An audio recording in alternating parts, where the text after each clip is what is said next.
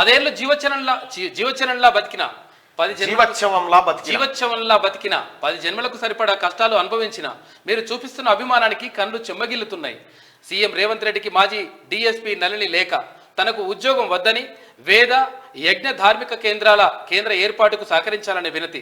బ్యూరోక్రసీపై నమ్మకం పోయిందని, సనాతన ధర్మ ప్రచారానికే జీవితం అంకితమని ప్రకటన.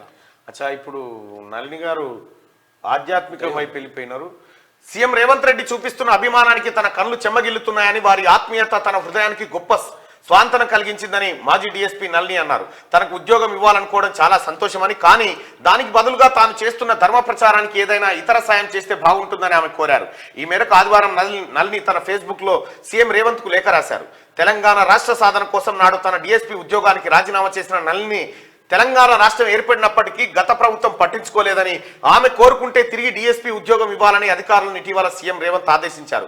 దీనికి నళిని స్పందిస్తూ లేఖను పోస్ట్ చేశారు. తన పేరును నళిని ఆచార్యగా, తనను యజ్ఞ బ్రహ్మ వేద ప్రచారకురాలిగా అందులో ఆమె పేర్కొన్నారు.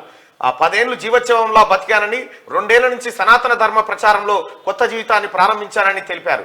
బ్యూరోక్రసీపై తనకు నమ్మకం పోయిందని, సనాతన ధర్మ ప్రచారానికే జీవితాన్ని అంకితం చేయాలనుకుంటున్నట్టుగా ఆమె తెలిపారు. అయితే తెలంగాణ ఉద్యమం కోసం తన ఉద్యోగాన్ని పక్కన పెట్టిన ఆ బిడ్డ నళిని తెలంగాణ ఒరిజినల్ ఆడబిడ్డ.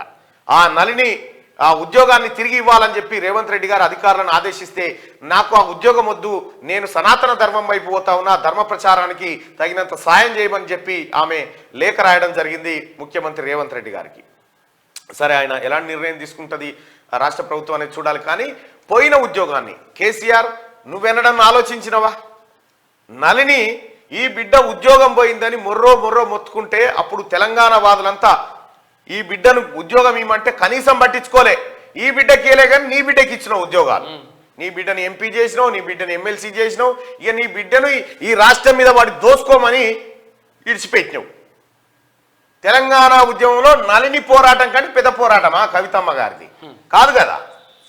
మరి ఈ బిడ్డకు ఉద్యోగం ఇవ్వకపోతే, కనీసం శ్రీకాంతాచారి తల్లిని ఎమ్మెల్సీని చేయకపోతేవి. ఇప్పుడు తెలంగాణ రాష్ట్ర ప్రభుత్వం గుర్తిస్తూ ఉంది, ఎవరైతే తెలంగాణ ఉద్యమంలో అనేక ఇబ్బందులు ఎదుర్కొన్నారో వాళ్ళ పాలిట కాంగ్రెస్ పార్టీ ఇప్పుడు వరంగా మారింది. ఇంకో విషయం కూడా చెప్పాలి, ఇక్కడ తెలంగాణ ఉద్యమకారులపై కేసులు ఎత్తివేస్తున్నామని కేసీఆర్ డ్రామా ఆడింది అప్పట్లో. కానీ కేసులు ఎత్తేలే. తెలంగాణ ప్రభుత్వం రాగానే గౌరవ ముఖ్యమంత్రి రేవంత్ రెడ్డి గారు తెలంగాణ రాష్ట్రంలో పోరాటంలో ఏదైతే తెలంగాణ బిడ్డలపైన కేసులు నమోదైనాయో ఆ కేసులన్నింటినీ విత్డ్రా చేసుకోండి అనేటువంటి ఆదేశాలు జారీ చేసిండ్రు. తెలంగాణ పట్ల నీకున్న ప్రేమ గది కేసీఆర్, కాంగ్రెస్ పార్టీ ప్రభుత్వానికి రేవంత్ రెడ్డి గారికి ఉన్నటువంటి ప్రేమ గిది. నీకు నీ పరిపాలనకి ఈ పరిపాలనకి తన పొంతనగా అనిపిస్తుందా? ఇవి జీర్ణమైతలేవు మీకు. ఇక